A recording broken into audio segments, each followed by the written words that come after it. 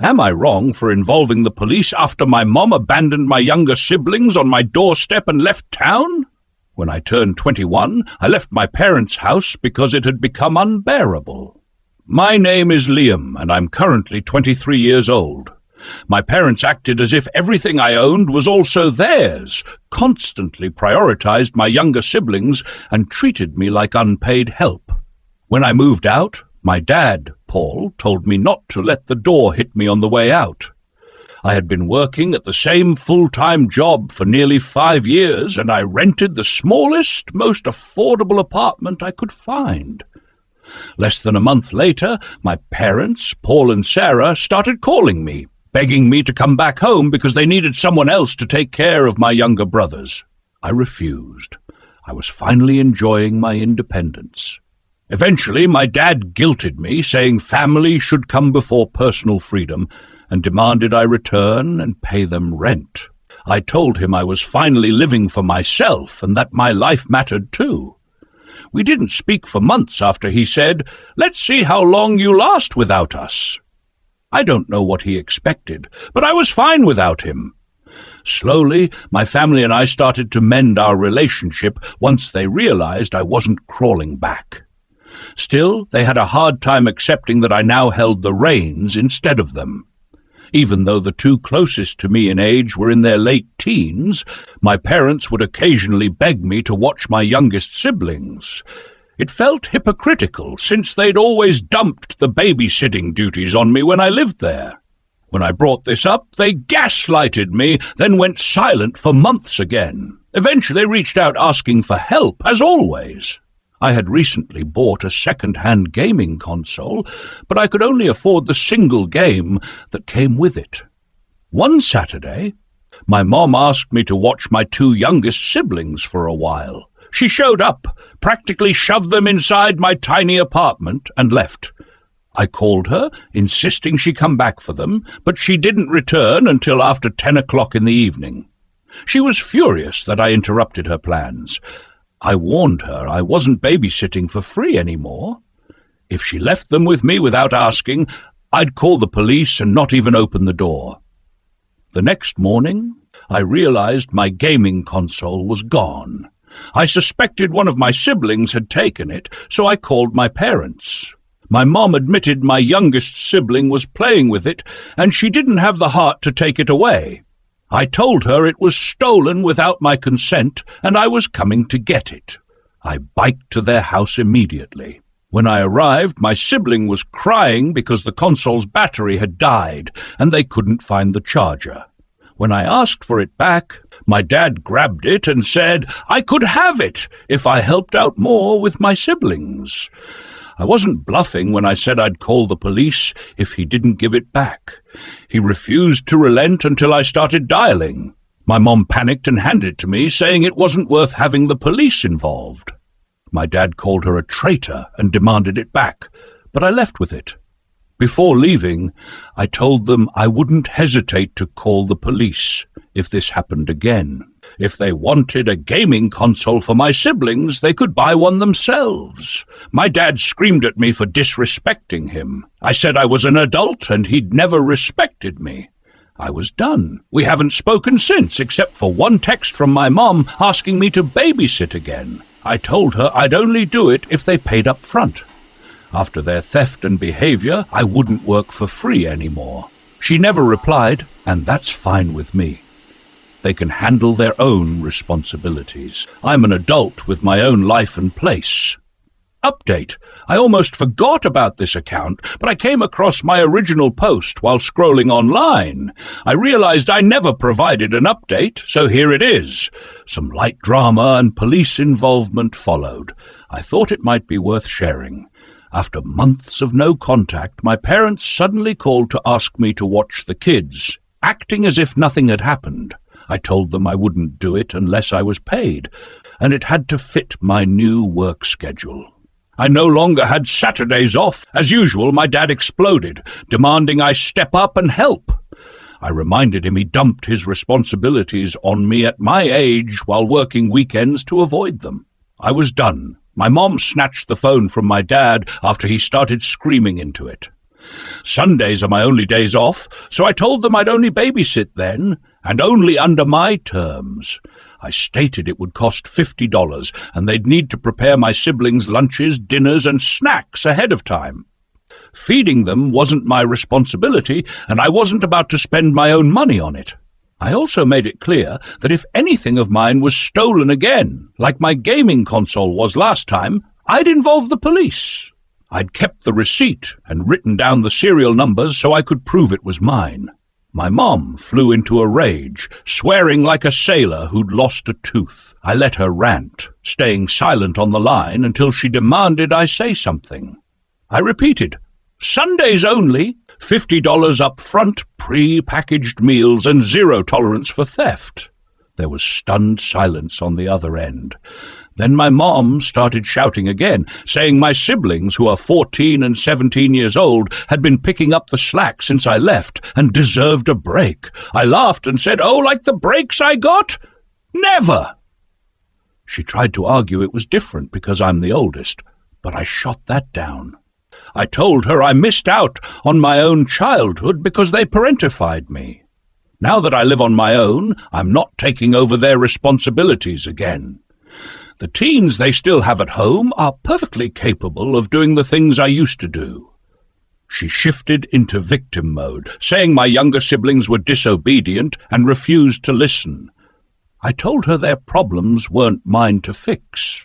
If they needed a daycare provider, they'd have to find someone else. My dad jumped back on the phone and started yelling again. He was just ranting without making a real point, so I laughed at him. My mom grabbed the phone back and started pleading with me. I restated my terms, $50, pre-packaged food, Sundays only, and any threats or theft would result in a call to the police. They began loudly arguing with each other over what to do, so I told them to figure it out and get back to me. Then I hung up. After that, there was radio silence for a while. A few weeks later, on a Saturday morning, I was getting ready for work when I heard loud, rapid knocking on my door. Two-handed knocking, the kind you can't ignore. I knew the sound well. It was my mom. Seconds later, I heard someone running down the hallway. I peeked through the peephole and saw my two youngest siblings standing there, knocking and bickering. My mom had ditched them at my door and bolted. Luckily, I had a plan for this exact scenario. I climbed out of my ground-floor apartment window, easily removing the screen to slip out. Then I contacted a neighbor, an older woman who loves kids and has always been sympathetic to my issues with my parents. She called the police while I left for work. The cops arrived and picked up my siblings from the hallway. Later that day, my parents called, furious. I played dumb and asked why they were upset. When my mom admitted she'd left my siblings at my door for me to watch, I pointed out I wasn't home. She tried to justify it, saying she didn't know I wasn't there. I reminded her that I'd told her multiple times I worked Saturdays. She had left her kids at my door without ensuring I was there and expected me to skip work to watch them. I told her that was irresponsible and childish. She started crying, but I waited until she was done and asked if she was finished. Then she switched back to yelling, claiming the police were now charging her with child abandonment. I told her that wasn't my fault. She left her kids in the hallway and tried to make me miss a shift. If I had been home and she refused to come back, in the end, my mom only received a small penalty, a light reprimand, really. According to one of my siblings, she convinced the authorities that she genuinely thought I was home. I don't know the exact amount of the penalty, but it should make her reconsider leaving her children at my door again. My dad wasn't held accountable since he was at work and claimed he had no idea about my mom's plans. Apparently, he was very upset with her for what she did. I couldn't help but notice the irony of him being angry at her, considering he's done similar things to me. Still, I'll give him some credit. He never outright left my siblings at my door and walked away like my mom did. My mom now has an official record, which, in my view, marks the first significant legal consequence for her actions. Thanksgiving turned out to be a major turning point after that. I was fully expecting my parents' invitation to be some kind of pretense. It was. My dad acted as though he was in control, sitting at the table and behaving in a domineering manner during dinner. He declared that enough was enough and that he was putting an end to the situation after my mom sat me down. He told me they no longer had time for themselves, that the penalty my mom had to pay was a significant financial strain, and that I needed to return home, contribute to the bills and mortgage, and help take care of my siblings. No matter how much he tried to insist, I kept saying no and standing my ground. Even though he's a large man, he became so upset that he tried to physically confront me. Fortunately, I had been exercising regularly and had learned some basic self-defense techniques. When he approached me, I managed to defend myself effectively, which ended the confrontation quickly. I informed my parents that I had recorded the entire situation on my phone as evidence. I left their house as he demanded, but not before taking a small piece of food from the table and heading home. Since then, the only people who've reached out to me are my siblings. They said I left confidently, and now the incident has become a humorous story in their house. I spent the holiday season with a friend's family, but I was invited back for future gatherings. Update. My parents are now blaming me for the unfortunate loss of the baby my mom was carrying. I've since learned why they wanted me back for Thanksgiving. It turns out my mom was expecting their 6th child. Shortly after my last post, one of my siblings found my online account and showed it to our parents. In response, they came to my apartment, upset and accusing me of being ungrateful and causing my mom's earlier detention. They were angry, and I confronted them about everything they had done, including leaving my siblings at my door on a day they knew I was at work. That behavior is irresponsible. I would have contacted the authorities if my mom had left the children at my door, and it wouldn't have mattered if I had prepared for it. That alone is unacceptable parenting. Dad appeared as though he was about to confront me physically, but held back, remembering what had happened previously. I was still prepared, and he must have recalled the last incident because he stopped himself. Eventually, he took my mom and left, though he loudly declared I was entirely at fault and should repay the financial penalty they faced for neglect. I firmly told them I owed them nothing and asked them to leave. Not long after, I received deeply upsetting news. My mom, who was in the later stages of her pregnancy, tragically lost the baby after slipping on wet porch stairs. To be honest, I had no idea she was expecting. She's always been slightly awkward and of a build that made it hard to tell. This was her first experience with such a loss, and I understand her need to find someone to blame. She believes I'm responsible because I didn't help when they needed support and because of the financial strain they faced. According to her, I've caused irreparable harm to the family, and she holds me accountable for everything. When they came to my place, my mom was on crutches, and they accused me of causing her to lose the baby. I called them out on their need for free childcare, which led to a heated argument. I told them it wasn't my fault that my mom got pregnant at 45, and I reminded them that Dad was too cheap to fix the decaying porch. When I said that, Dad lost his temper again and hit me with a right hook. I fought back and ended up beating him again. I've been training hard at the gym, and since the last Thanksgiving, I'm much stronger now. He never stood a chance.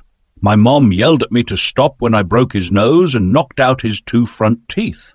The police were called, and I was handcuffed, but fortunately my apartment complex has CCTV in the hallways, and I had my phone camera recording. The footage showed clearly that I defended myself after my dad hit me first. Since it was self-defense, I'm in the clear. But now my parents want to sue me for my dad's medical expenses and the fine they had to pay earlier. Dad's in rough shape now. He's got 2 lost teeth, a black eye, a broken nose, and a neck brace. He's also angry about having to shave off his beard. To be honest, he's as good as dead to me now. I already thought he was pretty much gone as a father, and after all of this, he no longer holds any authority over me. I'm physically stronger than him now. And I'll soon be starting a new, higher-paying job. I've been thinking about a better place to live, and after saving for a few years, I might finally be able to move into a much nicer space. Recently, when my oldest sibling turned 19, they reached out to me, telling me I was their hero for standing up to Dad and that they planned to leave, just like I did. Unfortunately, my parents found out about my Reddit posts after my next sibling came across them, having heard about them from YouTube. It turns out my mother forced them to show her what I had written. They told me she was furious, breaking items out of anger. My siblings regretted revealing everything, and they admitted that if they had known Mom was listening in, they wouldn't have shared anything with her. Both siblings have since expressed relief that there won't be another child in the house. They're already stuck with a lot of babysitting duties, which they despise. They acknowledge that they initially blamed me for leaving, but now they realize that as adults, they have the right to choose their own path. As for whether my parents will attempt to sue me, I'm not entirely sure. However, I feel confident that if they do, it'll be a loss for them. My friend's uncle is a lawyer, and he's promised to defend me if they file a lawsuit. He believes that since I acted in self-defense, they don't have much of a case. To my parents, who will most likely read this, please leave me alone. I'm done. My siblings and I are not your property. When they're old enough, 19, I will help them leave your home, just as I did. Both of you have always been selfish and egotistical. It's not my fault Mom lost the baby, and it's not my fault you struggled without me to watch your kids for free. Consider that smashed nose and those missing teeth as a good reason to stay out of my life from now on. What you don't understand is that I've only shared a small fraction of the nonsense I've been through because of you two. I could tell countless stories about my childhood, but I won't, because it wouldn't bring me any satisfaction. So, please, just leave me alone. P.S. Yes, my mom did give birth to a stillborn baby at the hospital, but I wasn't ready to bring that up earlier. According to my siblings, my parents held a secret funeral for the baby. Mom even brought home a small urn that she keeps in the bedroom. They went out drinking afterward, seemingly to cope with their emotions. Mom spent over 6 days in the hospital after the fall. I've been trying to get more information from my siblings about what happened. Someone asked if she had been shoved, and I'm starting to doubt that myself. The only explanation I could come up with was that she was rushing somewhere when she slipped and fell off the porch. I've heard of people getting hurt in far stranger ways. When I looked into cremation procedures, I learned it usually takes 8 to 12 days to get the ashes back. This timeline made me wonder why they brought the urn home so quickly. If the ashes had only been retrieved after 6 days, it didn't make sense. I'm completely confused about all of this. My parents' funeral for the baby took place just a few days after Mom was discharged from the hospital. They kept the urn in the bedroom until the day of the small funeral. Perhaps they collected the ashes by then, but the whole situation feels so strange and twisted that I'm having a hard time processing it all. Revisiting this post feels odd. I mentioned in my previous post that my mom had a miscarriage after a serious fall. I had a bad feeling about the information I was given, so I decided to go straight to the source to get the truth. I visited my parents on Sunday. They looked absolutely terrible and were resting at home. Mom was using crutches to walk a few steps, and she appeared extremely fatigued. Her face was bruised and bandaged from the fall just a few steps away from the door. As for Dad, well, you can read my previous post to understand his condition after I took him on. When I showed up, my parents were stunned. I demanded to know if there had ever been a baby, or if this whole situation was just a manipulative attempt to get me to return home. My dad, with his usual bitterness, claimed I had a lot of nerve showing up uninvited. But then my mom broke down in tears and admitted that she had, in fact, been pregnant. She stumbled into the bedroom, picked up a small urn, which seemed quite elaborate, and showed it to me. It was filled with ashes. I inspected it, but the ashes didn't smell like anything. There was no scent of cigarette smoke or barbecue, just nothing at all. I had already researched cremation processes online, and I knew that it usually takes about 8 to 12 days to receive the ashes after a cremation. I couldn't understand why they had the urn already, especially since Mom had only spent 6 days in the hospital. Mom explained that they had bought the urn online, hoping to receive the baby's ashes quickly after visiting the crematorium. She said they had to wait until the ashes were ready, and in the meantime they went out drinking to cope with their grief. I have to admit, her tears didn't look like the usual crocodile tears I've seen from her before. This time, they seemed real. I learned more about the fall and what led up to it. Mum was late for an appointment with her OB-GYN, and she explained that she had overslept during a nap, which caused her to rush out of the house. In her haste, she slipped and fell off the porch. As she was attempting to descend the stairs, Mom slipped on a toy. About 3 years ago, the porch's guardrails had deteriorated and snapped off, and Dad never bothered to repair or replace them. Mom had nothing to hold on to in that moment. She fell off the porch, landing face first and belly first on the ground. She showed me the marks from the fall all over her stomach. Mom mentioned that the child she lost would have been a boy, just one more brother to add to my 2 brothers and 2 sisters. She also told me that, because of her age and past injuries, doctor had advised her against trying to conceive again. It was hard to hear that in person, though I had already suspected it, especially after some individuals had mentioned it to me in messages. Finally, I asked her the big question. Why was I being blamed? Mom began to say something about how everything that had happened that day, the day they showed up at my apartment, was just really, really bad. But before she could finish, Dad interrupted her, shouting that it was all my fault. He screamed that if I had returned home for Thanksgiving, I could have helped, and none of this would have happened. I yelled back at him, telling him that it wasn't my fault.